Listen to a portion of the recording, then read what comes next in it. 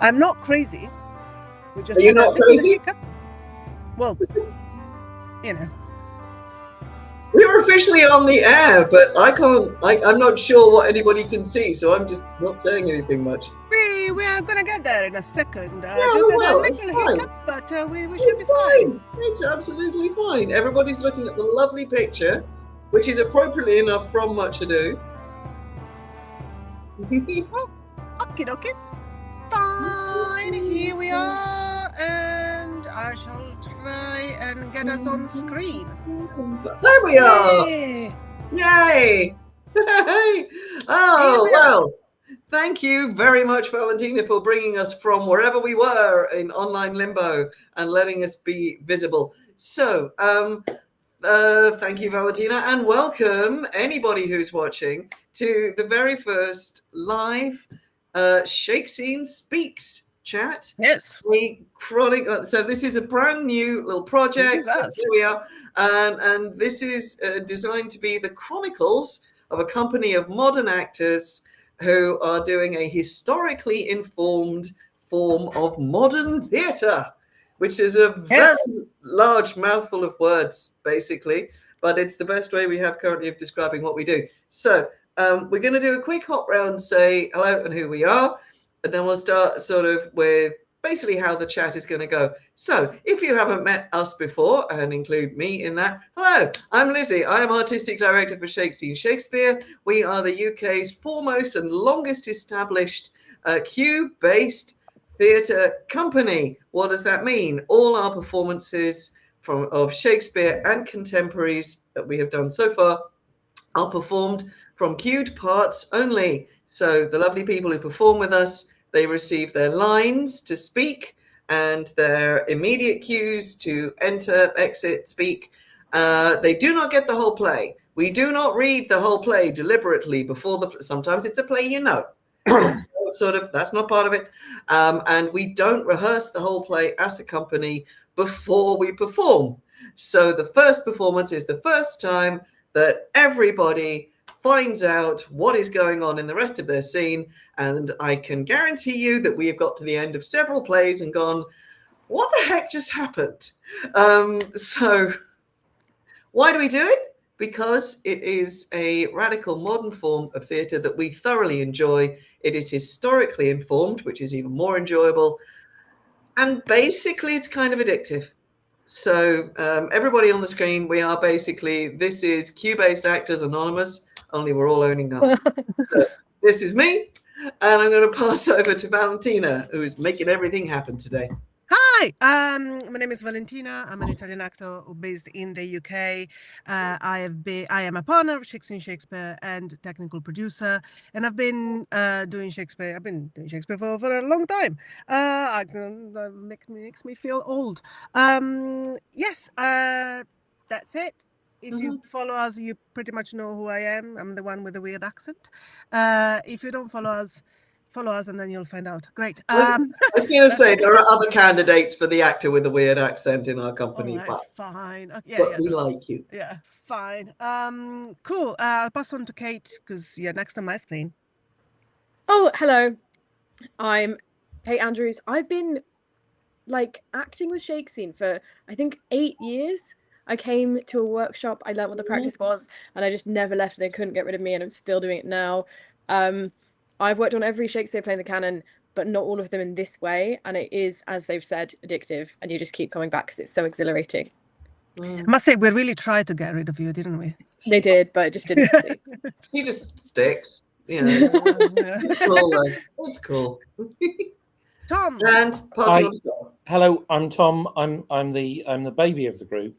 In that I've been part of Shake Scene since the Promptathon last summer. We're just coming up for the Promptathon in literally a month's time. So I think I therefore have been in the company for 11 months. And I've been in just about every show since then, except the 2 live shows. And I'm doing my first live show of Much Ado About Nothing in Whoa, oh mercy! It's like less than 4 weeks' time. So that's so yeah. Luckily, you will see that I have a very, very small part in Much Ado About Nothing. So that even if I get every single line wrong, which will happen, people will be able to ignore me, which will be lovely. Nobody's going to ignore you. I've got two really, really small parts. Not It's just nothing like that is going to happen. Tom is being much too self-deprecatory. And to throw in regarding the technique, anybody who loses a line or loses their place or misses a cue or anything that happens in the wrong order, there is a massive safety. I probably shouldn't use this word massive about myself, but there is a safety net Enormous. involved. Yes, I know, middle-aged spread. The technique has a built-in safety net because in the original playhouses, when all these plays were new, when they were being performed for the first time and coming into repertoire, anything written by Shakespeare, any of his contemporaries, they were all written to be performed from cue parts, and built into the theatre system at that point, and the playing system, performance system, was the prompter or bookholder or bookkeeper. For the purposes of the company, I picked the word bookholder because I like it. So I am company bookholder, and it is my job in a live in an in-person show, because we do a lot of live theatre. I mean, Tom say, you've been in all the live shows we've done online pretty much. Oh, yeah. So, I mean, that was live. But in-person shows, people work off book. So, and again, to translate that for non-actors, it means they've got to learn their lines. And as any actor or anybody who's ever been involved in a play will tell you, the very first thing that happens when you go into a rehearsal where everybody's gone off book for the first time is what happens, everybody? Nobody can remember the lines. We forget our lines. It's like, gone. And I have vivid memories of standing in rehearsals, staring at someone going, what are you saying? How have you been saying that for the last 3 weeks? You have? God, when? What do I say next? That's when I said that. So in order to prevent that from happening, there are various safety nets that we put in. I recommend everybody does their lines to another person at least once before we go into performance. But also, that's my job as the bookholder. I'm the only one who has the full script. And if people lose a line and they just, they need a prompt, then you guys shout, Line. Yeah, yes, that's yes, you know. And I will give you a help. I will feed you a line. If I'm aware that things have gone a bit runny, or it's gone quiet and something's been missed or dropped, I just throw the next line in. I give you a cue forward. And basically that is just part of the performance. And people always ask me, doesn't that really put the audience off? And the answer is no, that it doesn't. I'm just going to tell one little story, then we can talk about Much Ado About Nothing, because this is my favorite story because again, this is the thing that always comes up. So back in 2016, I think it was, we performed some scenes at the Bath Literary Festival. Big, shiny sort of Bath paneled room, big audience. We did about 4 or 5 scenes. And afterwards, the audience were filing out, but we were still standing there. So we were being asked questions, which is fine. And this little lady comes up to me, little old lady, and she says, so you really didn't rehearse? And I was like, no, we really didn't. She was like, no, you really didn't plan when you were going to ask for a line? And I was just like, you cannot get better feedback than that. And it's like, and I've thought about that a lot over the years, because that is now, 10 years ago. And actually, what is it about a line feeding moment? Why did the audience love it, guys? What do you think? I know what I think, but why is that a moment that everybody kind of went, that was really good, they must have planned it? Well, I know that I don't know from book script, because obviously I'm not there. Well, no, I have, because I saw the shows 2 months ago. I saw the shows 2 months ago, and it's the lifeness of it. Exactly. It's the lifeness of it, and having done impro, it's the lifeness of it, and you can't bottle it. No. And it is absolutely real. and the moment you try to sort of repeat an impro, it's dead. And the moment you try and bottle a show, it's dead. You know, that's why movie takes, you do 15 different versions of the same line, because all of them have to be live and all of them have to be different, and then the director makes a choice. In a live show, it's that, and it's that's a live moment. Yeah, It'll be a terrible live moment, but it's a live moment. but it's real. That's the thing. It's real. And we had a lovely comment. Again, this is going back to, I think, when we did Taming of the Shrew in 2018.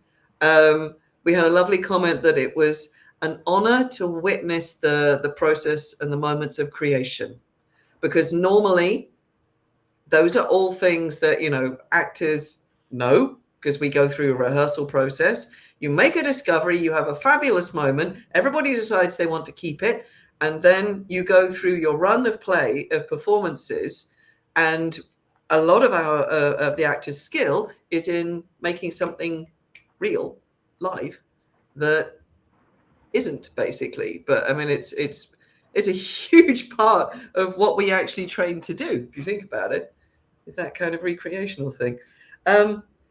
So we've chatted about that. So we're going to be sort of focusing on Much Ado About Nothing today. We are. Because that is our next in-person full live performance.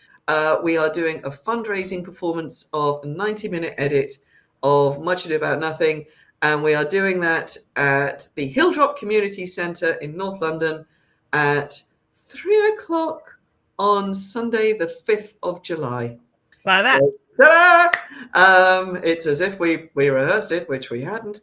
No, classic. So that's there. That is also stuck up all over our social media. So if you found us on social media, no excuse, it's out there.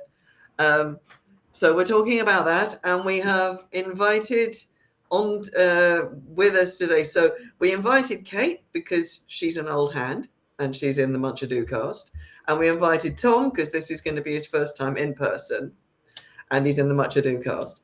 So. Let's give a quick recap of Much Ado for the people that might have not seen it. Yeah, just quickly. Lizzie, do you want to take it away? Much Ado About Nothing.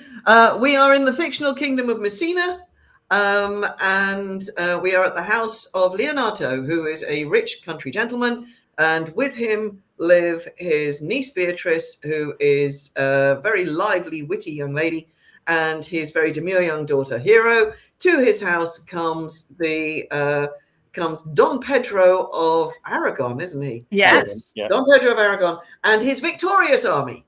And in his victorious army are a young Florentine called Claudio, who is extremely sweet on Hero, and Signor Benedict of Padua, who has a history with Beatrice, the lively niece. So we have basically two concurrent love stories. We have Hero and Claudio, who through various shenanigans and contrivances, they become engaged. Everybody's very happy. And to while away the time before they get married, their friends decide to basically have an intervention on Beatrice and Benedict, who have a history. Somehow or other, they hurt each other, which is my interpretation of them, because they do nothing but spar. They won't it's just like sparks fly the minute they're around each other. And their friends are basically going, oh, for goodness sake, you two. You are in love. Do something about it. So they are tricked, basically, back into being in love. And of course, the path of true love doesn't run entirely smooth in either of those stories. But we do end up with everybody as friends and dancing together. So that's I'm not going to go into any more detail. We do have some comedy locals in there as well. We have a troublemaker. We have Don John, who is Don Pedro's illegitimate brother, who deliberately creates trouble. But you can't have a story without trouble. Yep. Basically. Exactly. So we need him. Just for the Italians, I don't expect there'll be too many watching this, but never mind. Messina is a real place. It's real. Yeah. Yes, and it was under Aragon's reign power for quite a while. It was doing well under Aragon power. So See, there you go. Yeah, Something like there you go. that. You That's never why know Don everything Pedro about it. is, Where is it then? Is yeah. it Italy, Spain? Where is it? It's in Italy. It's in Sicily. It is Italy. Yes, where I'm from, sort of. No, I'm not really. My grandfather was from there. But yeah, it's, There you that's go. what happens. Yeah. I'm spending but too yeah. much time in Love's Labour's Lost, which is fictional. Which So is fictional, very fictional. Yes, it's fine. It's okay. No problem. I just thought, like, you know, somebody. Just in I don't want to. case. I don't want to have to Someone's answer gonna say. 9,000 emails. Going like, "Yeah, Messina's real." Mainly from my mother, probably, but it's Hey, okay. every day, you know, look, every day is a school day, and I'm Everybody's- perfectly happy with that. No, but it's there we go. Right, it is so it's categorized as a comedy. Well, it ends Um, with weddings.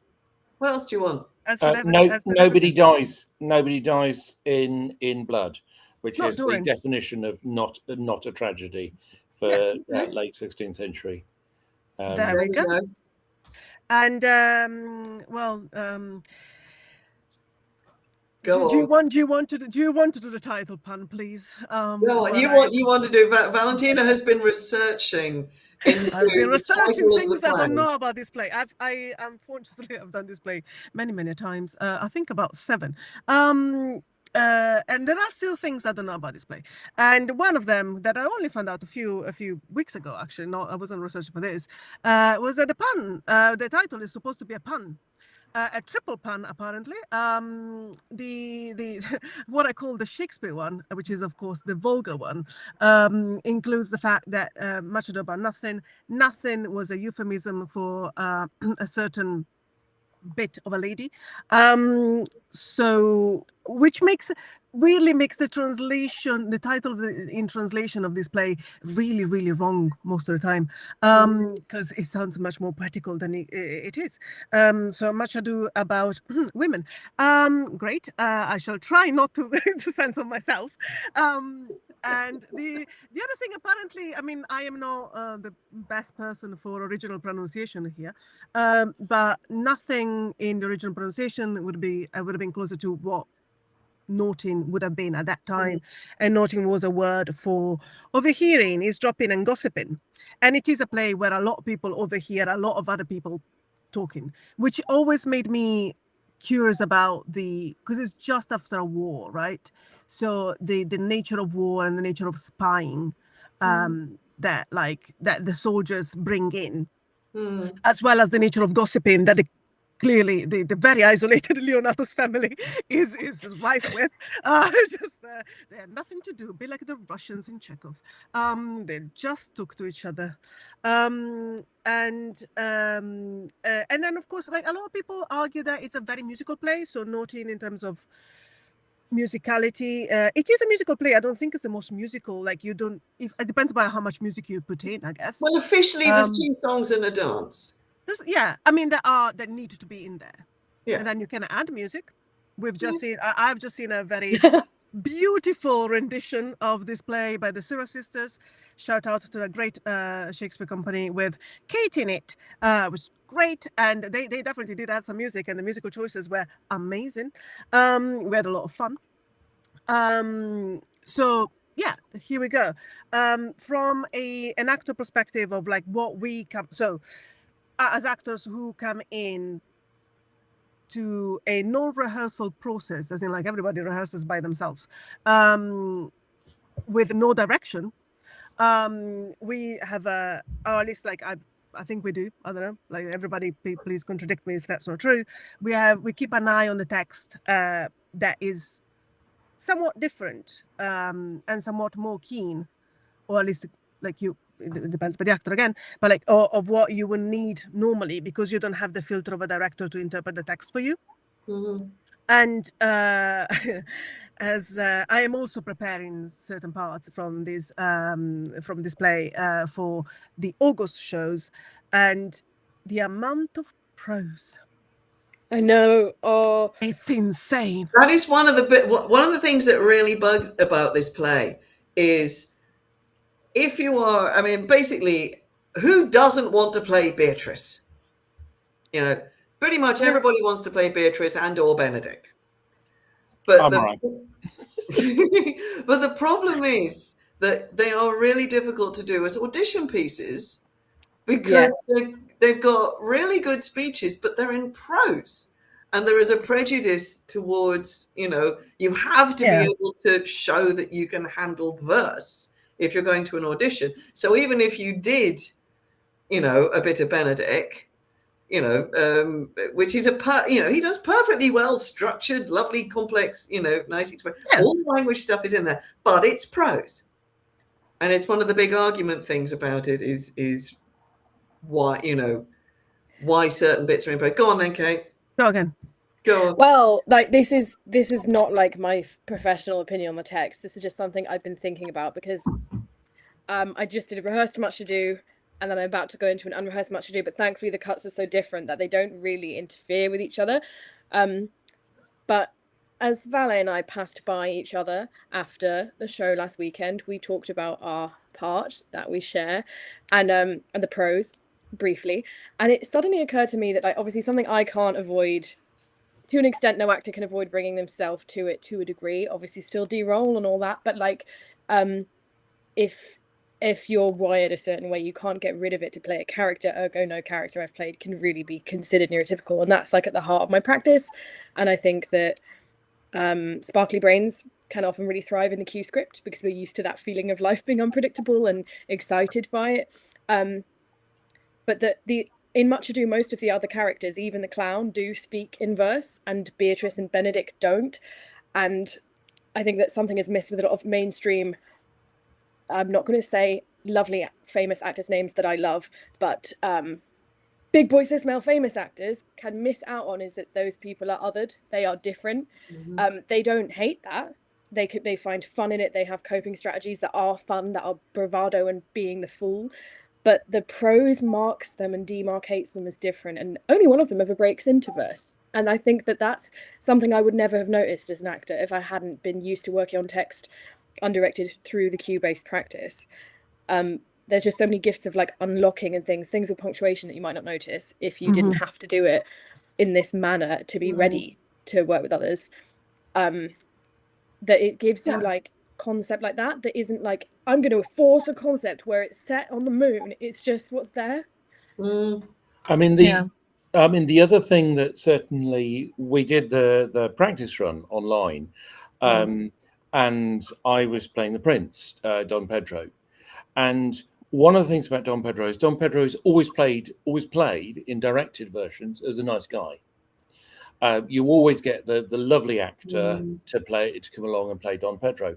If you just look at Don Pedro's lines, Don Pedro is not a nice guy. And the reason he sets up Beatrice and Benedict to fall in love is because he's been rejected by Beatrice. And Don Pedro is never rejected by anybody. He's not used to it. So he is doing this purely as revenge. And one of the things that is very clear if you're only reading Don Pedro's bits is that Don Pedro is really just doing this because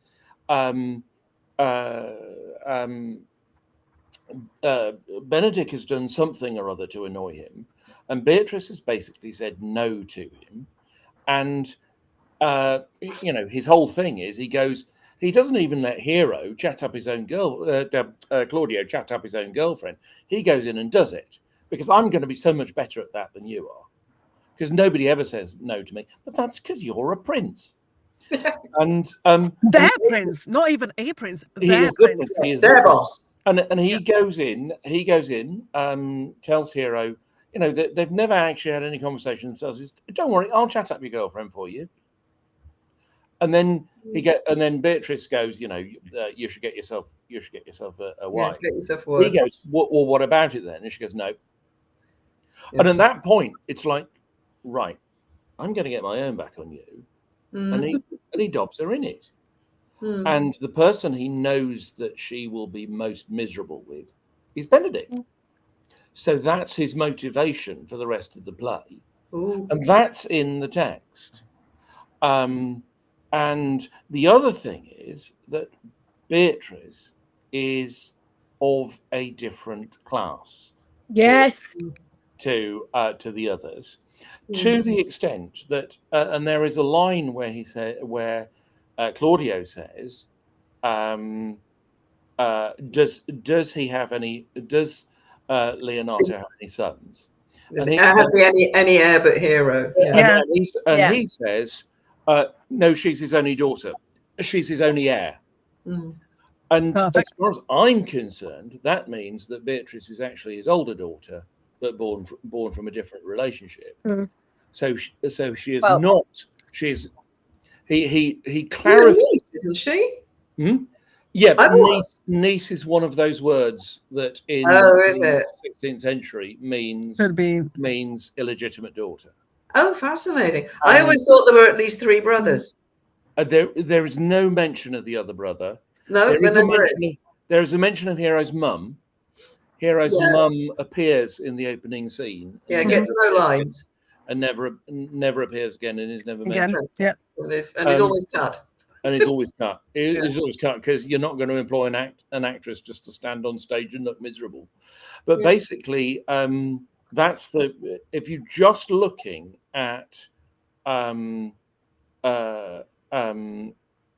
prince's lines, the prince is actually a really, really quite unpleasant person. And the only reason he's not played as unpleasant more often is because Don John is even more unpleasant. Yeah. Well, he does say, the time shall not go dully by. Because, I mean, he comes up with this whole intervention thing as a game, but they're going to entertain themselves. A game to them. Yeah. It's not a game to the people involved. Right.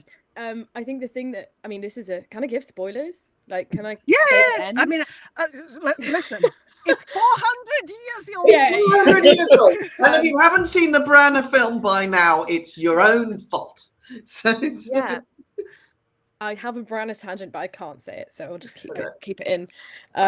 Keep it in for now. But anyway, the thing is, like, they're fun characters that a lot of people want to play because they're fun.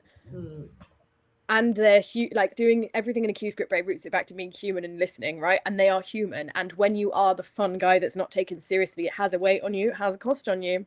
I know, which is why I'm obsessed with the play. And when you choose to be a bachelor and don't commit, there's something under that, either because the specific person you like has hurt you, which is what I think is going on in this play, or because everyone has, or because you, like, especially what you said about the class thing, like, later at the end of the play, Leonato's like, oh, well, there's this plot to fool Claudio that Hero's died from his behavior and you can be with my other niece. And no point is that suggested to be Beatrice, because Beatrice is low value to them. Yeah. And that's probably because even if she is a genuine niece, it's of a lower class brother, or it's through marriage to a poorer person. She has no social status, which means she is free to behave as a woman is not free to behave in that concept. But also means that it makes sense what you're saying about Don Pedro. Like, he doesn't expect someone not as good as him to do that. And there's also the whole thing of he does it as a laugh and everyone thinks it's a joke, but it's vulnerable to listen to people revealing that stuff and to believe in reciprocity when you've not, like, especially if you do read them as, well, it's not even read them as non-conforming, they are non-conforming. And you can choose to interpret that through LGBT, and you can choose to interpret that through neurodiversity, but regardless, like, they're non-conforming characters. When you are non-conforming, you don't expect reciprocity the way someone like Hero and Claudio can expect reciprocity and can see every rom-com and be represented in it. And so there's a vulnerability which is funny. It is funny to the outside and is funny to them, like, in hindsight when it's all right, but is raw as well. And I think that sometimes that's not unlocked in a directed production. It can only be revealed in Q script because you're going to be surprised. And then finally, of course, everyone's laughing what a joke this is. But when things go, I'm trying to think of a non-sweary way to say it, when the excrement hits the fan for the other characters that are their best mates that they love, the only people that take each other seriously are Beatrice and Benedict. So then they get the last lines, the last words, you're looking sad, Prince, like, why don't you get a wife? Because and I've never seen a character like myself get the last laugh or get the love story or get even to be considered to have charisma for the ways that they've had to survive. And that's why the play matters so much to me, and why I love seeing all of you guys do it when I'm not involved and do it when I am, like all that. It's, but I loved what you said, Tom, because it's such a I think class is often taken out of Shakespeare in the modern day, and I don't know why. Taming the Shrew is the same, and it's very, very relevant to how you're going to interpret this stuff, as we've said, without a rehearsal process, because you're coming in knowing that about your character. What can they get away with? What can they not? Yeah, and also like I think like, and this happens in every play that we do, because we do work from Q scripts. But in this, I was really having a look at my part again today, and I was like, it always feels like you never, because you obviously you don't know how the other person is going to play it, right? But it's particularly true that like it always feels like you're on a razor edge. And it could go into, oh, this is all fun. It's all fun and games. It's fine. Or it can be very vulnerable at any point. There's not a point where you go like, oh, I'm definitely going to be vulnerable then. No, you can't know. You can't know. You can't know, because you don't know what you are put in front of. But pretty much, I mean, I think we can say what we're playing, Lizzie, because otherwise it's Oh God, yeah, come on. But yeah, Kate and I are going to play Beatrice in Different productions. I'm July, she's August. Come and see both. There you go. Fantastic. If you want to come to Liverpool over here, if you just Come to North London. Yes. Jump on the train, help the rails. Right. But it feels like you, like pretty much every Beatrice line is from the first one, it can go either way. Yeah. Yeah. The thing I really love is the first line. You have a caesura after 2 words. Yeah. Yeah. He's a Signor Benedict, Signor Montanto. It's like, it's so funny, because you just like got a character that works with words so much, and it's so like it's so easy for her to speak. How do you get that moment of like, and straight away in the first line? It reminds me, because I noticed the same thing, and I was like, oh, it's punctuation, man. Like, it's just not what I thought it was going to be. And I love it. But it makes me think of that thing where you pause for like not a whole second, for like a microsecond, because you've said something that's trying to be funny, and is it funny? Or you've said something that's pissed off, and you're like, how can I make this okay? And it's that is how it feels like to have a way with words as a woman, even in the 21st century. You are on that razor edge, because people will respond in all sorts of ways. I always tell the story of my first ever time Q scripting on the workshop course at the Cockpit Theatre in 2018, which was that I tell this story to everyone, but you already know it is good. At the time, I was much more of a planner and a heady actor. Lizzie's laughing because I so was. And darling, you were. It's this technique that's made me into a bit of a clown, a bit more responsive, in the best way. Clown in the intellectual way. Anyway, like, that I remember afterwards being like, I'm so sorry that I laughed. Like, someone came into the scene and made me laugh, and you were like, that's what it's all about. And that's what it's like in real life, because you can be going through grief or whatever, and then someone makes you laugh, and it's so human and weird, and all you know is that you want to hear what the other people have to say, and you know what you want and who you are. And that's what makes every Q script performance I've seen so electric. And I think in this, I don't know what's going to happen in Much Ado About Nothing. I'm excited to see the different ways we both do it as well, having had the same feeling with the text, because it's still going to come out in our own ways. Different, yeah. But like, something I always, there's scenes where I'm like, oh God, I think I'm going to cry, and then I end up laughing. And there's scenes where I think this is going to be funny, and it ends up crying, right? And not me, Kate, crying because I am sad, the character crying in a truthful way. And I'm really excited for this, because I just don't know how any of it's going to go. And I know enough about the casting to be like, I'm going to be surprised. I got to say a couple of things, because of the back of that. I mean, if Don Pedro is as unpleasant as I love that the part, that's what revealed, because that is one of the gorgeous things about this. You have no distractions, you have just your lines, and you don't look at anything else, and suddenly you go, oh my God, I didn't know that was there. It really backfires on him. Yeah, exactly. Which I'm kind of like, good. Like that. To be fair, Leonato's the same. Leonato's, yeah. I can't imagine the part being particularly pleasant with that fucking monster of a speech in the middle. I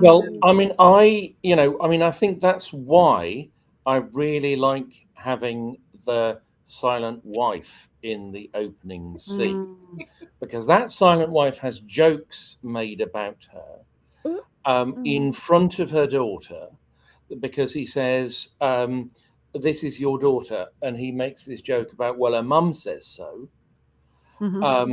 And there is poor little Imogen, who literally is on stage having jokes made about her chastity in a society where chastity is a very, very the only valuable thing in a woman, in front of her daughter and in front of Leonato's mates. And you do sort of think, excellent, Leonato. Thanks, mate. Yeah, you're not You're a prince. you're not a horrible person. But it also makes what Beatrice does in terms of speaking out so much more powerful and so much more like difficult and so much more like almost like a thing against the system, or so weird for the system. Yeah. Which is what it's almost like, I don't know, Jane Austen. Like Kate was saying, I mean, the sort of neurodiversity thing of not quite getting, is this joke going to land? But what the hell, I'm going for it anyway. I like that as a reading of Beatrice. But not even just, is this going to land? Like, I don't know, like, I'm about to be 30. I see Beatrice as being that sort of age, not like super, super young. And it's like you reach a point where you know you're going to misspeak because it's kind of part of who you are. And you're like, I don't care anymore what they think. And I think that there's that to it too. But there are moments like you can see that Benedict means something to her, even if it's the man that ghosted me, because of the punctuation coming at that I've just said this. That I think is all these amazing cues. But I think that it's really hard. I don't know. It's really hard for me to understand it without neurodiversity, but also it's really hard for me to ever watch it and not see that in it, because it feels like there's characters that can't conform and characters that won't conform, and she can be perceived as either and both. Kate the Shrew, I think, you can certainly do as like trying to be what they want me to be, and I just can't. Beatrice, I think, has moments of that, like the way she speaks to Don Pedro, who is like the big boss. If you play it as Mafia, he's the big boss. If you play it as he's just a prince, he's a big boss. Like, no matter what, Leonato and Don Pedro are the powerful authority figures here, regardless of the gender they're cast, but especially in a patriarchy when they're men. And she goes, oh no, like, no, to Don Pedro. I think that is a moment where it's like, I've said the truth, but like, has it gone too far and it's cost? I can't not do it, but that's which is how, some people are like, what if you played it like Beatrice and Benedict never actually come together and they're only fooled by the plot and they don't love each other. I think the big argument against that, and I'm a total cynic and anti-rom-com hater, but I will argue that the reason that that it's true, and they do, and they just need to show that they can trust it, is because of them both being that type of slight foot in mouth / pushing people far energy, is that when they're alone with the audience saying how they feel and have no reason to do any bravado, it's like, yeah, they're into me. So there is the theory that you can lie to anybody who else is on stage, not the audience. If you're speaking to the audience, you tell the truth. Yeah, that's a sort of one of the few sort of received things that has come down to us that kind of works. I have to say one thing about punctuation, because the academic in me is jumping up and down and has to say this, because again, it's like, you don't want to get emails, nor do I. Okay, so just so everybody knows, and for full disclosure, we work from First Folio Text. And why do we do that? Basically because the guy who created this technique does it, but also because basically it's really good fun. There is a lot of stuff that we get out of it as actors that has been profoundly and intimately dissected and discussed by extremely learned researchers and scholars of academia, who we entirely respect. And we also, and I know that I was actually dissuaded from mentioning the fact that we use First Folio Text in my PhD thesis, because basically it was like, if you do that, you're going to have to do a major justification for why. And I'm like, okay, I'm just taking that out then, because it's not really relevant. And there's a bit of me that is really, really, really heartbroken that using First Folio Text is so controversial, when purely from an acting and a playing point of view, it's so much fun and it feeds us so much.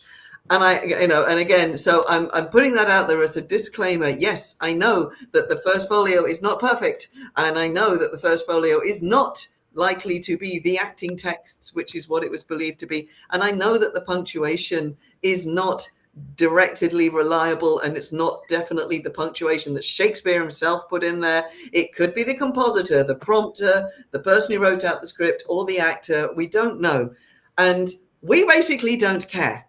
We go from what I tell everybody who comes into the technique, because we have to talk about punctuation, because the thing is, scholars are allowed to, can go to places where it's like, oh, well, we don't know. It could be this, it could be that, it could be the other. And then the actors are going, great, what do I actually do? Give me some guidance. What do I actually do? So what we come down to is you use the punctuation that's there. If it works, fantastic. If it doesn't, if it really, really doesn't, then we have another conversation. And that's how we do it. That's how you do it in translation as well, by the way. Hello, there's a lot of other world where people don't do this in English. Yep. Can I add to that again as the newbie? I get the text as sent to me by Lizzie of my script, and first of all of the words that I know should be modernised, I modernise. The words that I'm not sure whether they should be modernised, I try and work out, and if it's and there's certain words like "our" that very probably might be pronounced in a rude sense with a word beginning with H. And then you've got, and you play with various different readings of the words, and you play with various different intonations on the line and on the sentences. And then I will take commas out, put full stops in that make more sense of a line. I won't ever change the words, but what I will do is I will look at what the word could be, as opposed to, so when I've got this text, my lovely Cambridge School edition, it's done all that for me, which means that there is only one way of interpreting the text. But you also don't know who made the decisions. I don't know who made the decision. It's who made the decision and what they based it on, and what they were deriving it from in the first place. Yeah. Whereas the text I get from Lizzie, the only person who's, as Lizzie said, there's like 4 or 5 people before it gets to the first folio, and then obviously there's Lizzie as well. But those come down to me, and then I muck about with it. We start with I start everything, and anybody who remembers doing my workshops way back before COVID, we went through this. It's like you start from the basis of what's in front of you on the page is correct. You start from that basis that this says it is set out as this is meant to, if it is prose or if it is verse, and that the punctuation you have been given is the correct punctuation, and you work physically with that. And again, if, as and when things are completely lousing up, then obviously, we are flexible, because meaning over anything, and sometimes joke over meaning. Because and there's like new stuff that comes out of that. Yes. Like rhyme is one of them. So like when I started doing Shakespeare, the one thing I really didn't like, to be honest, was like when you have like one rhyme among a general speech where you're not rhyming, because I was like, ooh. And especially when the words don't rhyme now. And like obviously there's a lot of talk about the original pronunciation accent people spoke in a vastly different way to they do now. So if you have a Brummy accent, and reportingly kind of can rhyme. But if you don't, and you're like, I'm here playing it in this voice, how do I make that rhyme because it's intended to rhyme? It doesn't have to be like reporting lie. It can be I believe it better than reportingly, and like that's like an acting choice I probably wouldn't have thought of. I'm not saying it's going to happen that way. Come on July 5th to see if it does. But I'm just saying like it's an acting choice that I wouldn't have thought of without the first folio. That is the exact thing I wanted to say, because I've the experience of working with, obviously, because I've done the acting from parts thing as well. And what I love, and this is a complete brain flipper, because you do something really literal and technical, as in obeying your punctuation, And it flips your brain into a place where it's not allowed to make a decision about how it thinks it wants to say the line, because it's got to say it the way that it's written in front of you. So you say the line like that, and then usually what happens is there is a reverberation from, you know, from inside, from your emotional engine that kind of goes, wow, I really like the way that line came out. I would never have, magic word, thought of that. So doing something incredibly heady and technical gets you out of your head. Deal with that. It is one of the many things that I love so much about this technique. So, and it makes it feel, I feel like Shakespeare rehearsed conventionally, not always, not this weekend, but like often Shakespeare that's rehearsed conventionally, especially in like elite spaces that are the big dogs of Shakespeare, can feel like being an air traffic controller, or watching something that's planned by an air traffic controller. And cue-based Shakespeare, or Shakespeare done by a clown-based director, or Shakespeare done where you're in your body through whatever method, it's like race cars. And I know what I'd rather watch. Well, one of the reasons when I first discovered this technique, I had one of those moments in life where it's just like, okay, my brain is now all over the walls. But the thing was, I love Shakespeare. I have always loved Shakespeare from about the age of 12. And I love Shakespeare. I love so many Shakespeare plays. So I go and watch Shakespeare and I get bored. I get bored because I'm watching the set be clever. Yeah. And I get very fed up with that. It's like, I don't want to watch the set be clever. I want to hear the actual play. I want the play to play in front of me. I want music and poetry, and I want squishy, horrible, crunchy human moments where things mess up and then come right again. That's what I want in my Shakespeare. So when I fell over this technique, I was like, I think I'm gonna like this. And the thing is, we aren't for everybody. I can't guarantee anybody comes to see our shows will love it, because we aren't for everybody. But you either love what we do or you hate what we do, but it's what we do. And I, for one, wouldn't change it, because it's Shakespeare made human, and Shakespeare made, spontaneous, and the poetry and the music, I think, is more there in the difficult, the human moments that we have, on stage, and in the listening and in the liveness. For me, that's because that's real life. I mean, that's what we're all doing right now in this conversation. You don't know when I'm going to stop talking, although I could decide to give somebody a cue. And if anybody picks it up, wait. No, it's not ready. It's not ready. Oh, no. Wait. We'll get there. Well, I didn't know you were going to do that. No, I didn't know I was going to do that either. See, that's like... Yeah, that would have helped. There you go. Oh, tis your... Oh. This is one of the quotes that is muchly quoted if you do any reading on historical cue-based performance. This idea of cues.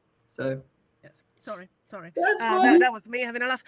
Just before we close everything, Tom, how do you feel about your preparation now? What? How do you feel about your preparation for the shows? For the show, I feel great. Fantastic. Beautiful. Yeah. I just hoped we didn't scare you. Right. Quite quickly, can we do including you, Lizzie, a quick what do we do to prepare? What is our technique to prepare for a performance from cued parts? I'll start myself. I record myself, cues and lines, and then I record just cues, and I hope for the best and do it while driving. I used to do the cue. I used to learn everything in sequence, and I could only go from the beginning all the way through to the end. And I would learn the cue sort of under my breath, and then lead it into the line, and I would do everything out loud, and that's what I would do. That's kind of similar to both. Yeah. So I first go through it and check that I know like what I'm saying, what it actually means, and then do the first folio kind of exercises on it out loud, always out loud. There's like no point doing it in your head, like always out loud. Then I record the cues, with gaps that are the length of what I'm saying and play them looking at the script, say them out loud, and then it gets to a point where I can put the script away and then I do other things. I can't drive, but if I could, I would be doing that. Like I do other things while it's playing and I say them, so that I'm basically training myself to come in on those cues. Which often means the times when I call line is when that cue never came. And then which happens, which is part of the magic of the practice though, especially when the character is in the merde, because like that's a clown training saying, if your character is like and then you forget it's perfect.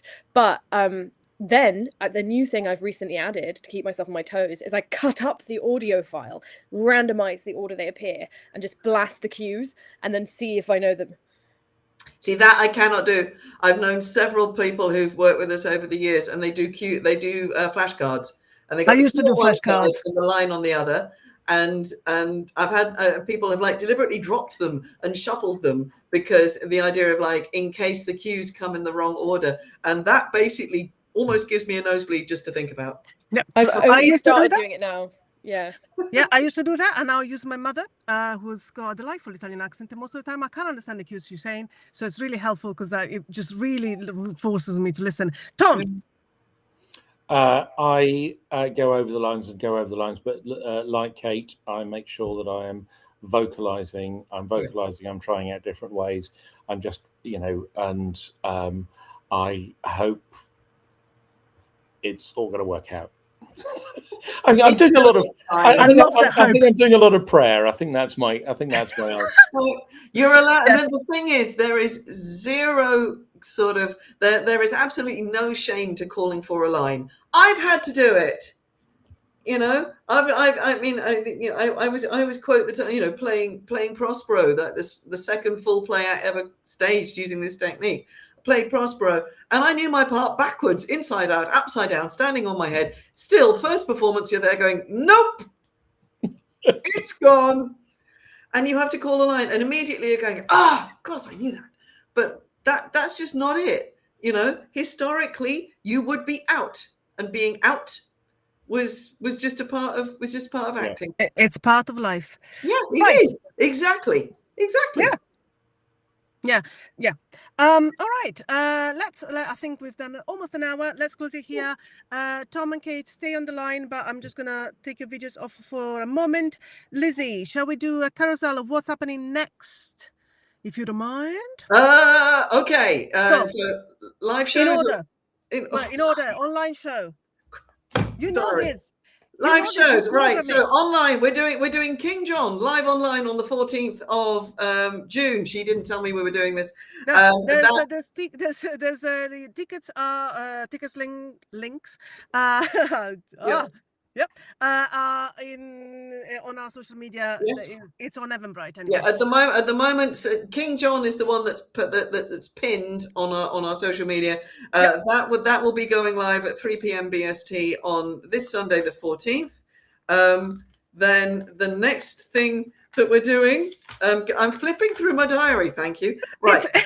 Then Sunday, the 5th of July. I've already said this. Starting at 3 p.m. We are doing a 90-minute edit of Much Ado About Nothing, featuring the two lovely people that you've just been seeing. That is at the Hilltop Community Centre, which I think is N7. It's anyway, it's somewhere just north of Camden, and we will be there. Please come if you are in the neighbourhood. That's North London. In North London. Then starting at 6 o'clock on Saturday, the 18th of July, we are doing the second annual 24-hour Promptathon, which is it's 6 or 7 plays in 24 hours. I've forgotten already. They're all somehow or other powered by love, because this summer for us is the summer of love. So we are doing, I'm going to see if I can do this from memory. We're doing Antony and Cleopatra, The Tempest, Midsummer Night's Dream, Winter's Tale, Romeo and Juliet, As You Like It. And then we will do, we'll be asking audience to vote for either the 90-minute Love's Labour's Lost or the 90 minutes Much Ado About Nothing, which will be the last play that we do. And if we need some help getting over the line, there's going to be a quick fire round of sonnet, speeches and scenes. There'll be because we never opportunities know to. how long things are going to take. That's one of the fun things about our technique. Yeah, and Um, ticket links for that will come out in a couple of weeks, and there'll be opportunities to take part and all of that, and also come and support. Come and support. please do support us. We're going to be doing things like buy us a coffee, so you can just chuck us a fiver into our mugs when we're about 3 o'clock in the morning and everybody's like, oh my God. And we have to keep going. And there are several actors who have pledged already to do all 24 hours. Last year, I did all Crazy 24 hours and I'm taking a nap this time. And You've learned from your mistakes. I feel really bad about it. Anyway, from the 6th until the 8th of August, we are doing our third double bill residency in the Sir Ken Dodd Performance Garden at Shakespeare North Playhouse in Prescott, Liverpool. I should have properly flushed that. Don't Liverpool, worry. that's You'll fine. keep talking. So on Thursday the 6th, it's Love's Labour's Lost. On Friday the 7th, it's Much Ado About Nothing. On Saturday the 8th, it's both. We get to do 2 plays in one day, and yes, it is confusing. It is very confusing, but it's not going to be confusing on the day. Hopefully. No, it is also extremely good fun. There you go. Online plays are not going to go away. By the way, over the summer. That's it. That's the end of summer. That's fine. That's the end of summer. There will everything be things else- in the autumn. Yes, we're not going away. We are live online every month, with the exception of August. And we do sometimes it's a Shakespeare, and sometimes it's an and contemporaries.